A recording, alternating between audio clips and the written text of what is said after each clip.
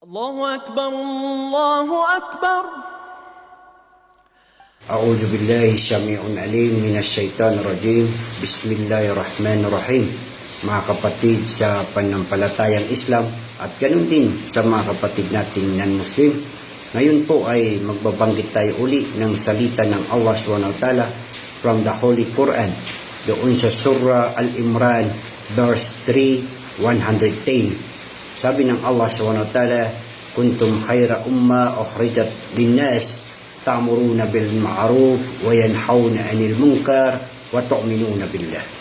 In English, you are the best produce for the mankind, and you enjoy what is right and forbid what is bad or what is wrong, and believe in Allah SWT.